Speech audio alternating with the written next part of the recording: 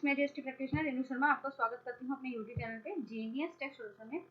Friends, IMS की वजह से जो 2B आपकी गलत जनरेट हो रही थी और आप 3B नहीं फाइल कर पा रहे थे, कुछ केसेस में हो क्या रहा था कि अगर आपने 2B को ठीक करके अपना रिटर्न डाल दिया है तो कई केसेस में आपके पास DRC 01 में नोटिस भी आ रहे थे कि आपका आरटीसी आपने ज़्यादा क्लेम कर लिया है। तो इस तरह के इशू आ रहे थे। लास्ट मैंने वीडियो बनाया था कि GSTR 2B में जब आईएमएस के डैशबोर्ड पे जाते हैं तो वहाँ पर आपके सितंबर के इनवॉइसेस भी आ रहे हैं, जो कि हम सितंबर मंथ की रिटर्न डालते समय उनका आईटीसी हम ऑलरेडी क्लेम कर चुके हैं, वो अक्टूबर में फिर से आ रहे थे। अब पोर्टल पर ये जो प्रॉब्लम जिन भी टैक्स पेयर्स को आ रही थी वो हो चुकी है रिजॉल्व। मैंने जिस टैक्स पेयर की रिटर्न डाली थी, जिसका मैंने आपको लास्ट वीडियो में दिखाया था प्रीव्यू में कि आईएमएस में सितंबर मंथ के इनवॉइसेस आ रहे थे, मैं आपको लाइव दिखाने वाली हूँ। वहाँ से अब जो है सितंबर मंथ के इनवॉइसेस वहाँ पर शो नहीं कर रहे हैं, केवल नवंबर मंथ के इनवॉइसेस शो कर रहे हैं जो कि नॉट फाइल्ड हैं, जो कि आपके सप्लायर ने GSTR 1 में अपने सेव कर दिए हैं, वो आपके आईएमएस के डैशबोर्ड पर दिखाई दे रहे हैं। तो बढ़ते हैं पोर्टल की तरफ। देखिए, कल मैंने जो आपको वीडियो दिखाया था मैंने इसी टैक्स पेयर की आपको पोर्टल आपको दिखाया था, जहाँ पे आईएमएस के डैशबोर्ड मैंने में जैसे हम आईएमएस में जाते हैं, आईएमएस के डैशबोर्ड पर, तो यहाँ पर ये इनवॉइसेस थे। यहाँ पर आपको सितंबर के इनवॉइसेस यहाँ पर शो कर रहे थे। अगर हम आज की बात करें, देखिए यहाँ पर आपको सितंबर के इनवॉइसेस शो हो रहे थे, वो अब यहाँ से हटाए जा चुके हैं। अब यहाँ पे सितंबर के नहीं आ रहे हैं वो डाटा।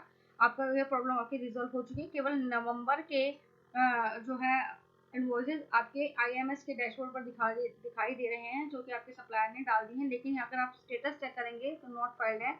दैट मीन्स आपके 2B में इसका आईटीसी अभी नहीं आएगा कैलकुलेट होकर। ये बस आपके यहाँ पर दिखाई दे रहे हैं ऑन द बेसिस ऑफ आपके जो सप्लायर ने डाटा सेव किया है अपने पोर्टल पर।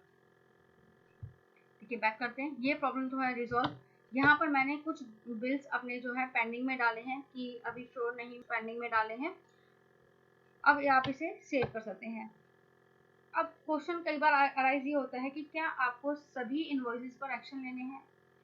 सभी इनवॉइसेस पर आपको एक्शन नहीं लेने हैं। मान लीजिए आपके बहुत सारे इनवॉइसेस हैं, हमारे केस में कम ही इनवॉइसेस हैं, 43 इनवॉइसेस हैं।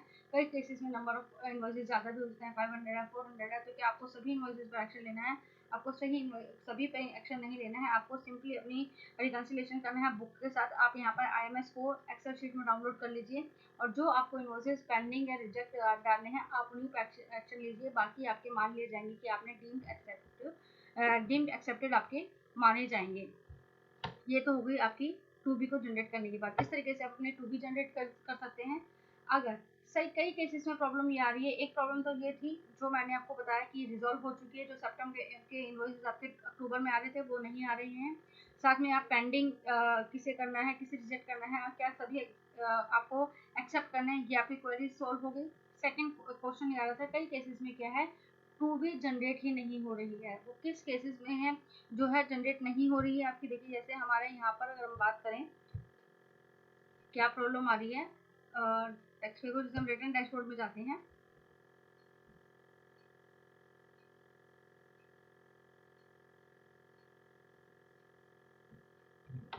जैसे रिटर्न डैशबोर्ड में आप गए तो कई केसेस में यहाँ पर 2B आपकी जो है जनरेट नहीं दिखाई दे रही है, जनरेट नहीं हुई है, जबकि आपके पास आपने परचेज ली हुई है। तो किस केसेस में नज़र नहीं आ रही है कि हो सकता है कि आपने जो लास्ट ईयर की जो रिटर्न है वो लेट डाली हो, तो उस वजह से भी आपका 2B जनरेट नहीं हो रहा है। तो इस केस में आपको करना क्या है, आपको आईएमएस के डैशबोर्ड पर जाना है और वहाँ पे आपको अपनी 3B जो है कंप्यूट 2B आपको अपनी रिकम्प्यूट करनी है, तो आपका सारा डाटा उठ के 2B में आ जाएगा। सिंपली आप इस तरीके से देखिए, यहाँ पर आपको आईएमएस के डैशबोर्ड पर जाना है और यहाँ पर आपको कंप्यूट GSTR 2B करेंगे तो आपकी जो है 2B में आईएमएस का डाटा जो होगा वो है वहाँ पर रिफ्लेक्ट करने लग जाएगा और उसके बेसिस पे अपनी GSTR 3B डाल सकते हैं। देखिए, अब हमने 3B पे चलते हैं। बहुत फर्स्ट टाइम है तो बहुत ज़्यादा टाइम कंज्यूमिंग लग रहा है, एक रिटर्न को भरने में काफ़ी टाइम लग रहा है कि कौन से इन्वॉइसेस हमें पेंडिंग में डालने हैं। पहले ऐसा कोई प्रोविजन नहीं था कि हमें पेंडिंग में डालना है, आपने अपनी बुक्स के हिसाब से रिकन्सिलेशन किया और 3 में आपने मैनुअल अपनी फिगर्स एडिट करी और आपने वहाँ पर अपना आईटीसी क्लेम कर लिया। अब वहाँ पर सरदर्दी बढ़ गई है आईएमएस में कि आपको पहले उस पर एक्शंस लेना है जो इन्वॉइसेस आपसे रिलेटेबल नहीं है। तो यहाँ पर सिंपली आपको अपनी, अगर आपको कुछ डाउटफुल लग रहा है तो यहाँ पर आप अपनी मैनुअल फिगर चेंज कर पाएंगे। आईएमएस को ढंग से करना सीख लीजिए, क्योंकि आईएमएस पे आपको पे सभी ऑप्शंस को यूज़ करना आना चाहिए, फेमिलियर होना हमें पड़ेगा, क्योंकि नेक्स्ट फाइनेंशियल ईयर ऑनवर्ड्स आपकी जीएसटी और सीबी जो है फ्रीज हो जाएगी, आप उस एक्शंस नहीं ले पाएंगे। तो टू बी आपको बहुत ही केयरफुली अपनी जनरेट करनी है।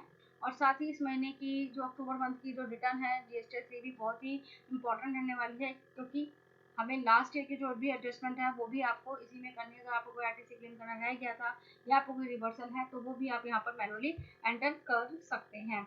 आई होप फ्रेंड्स अब आपकी जीएसटी और सीबी अब इजीली फाइल कर पाएंगे।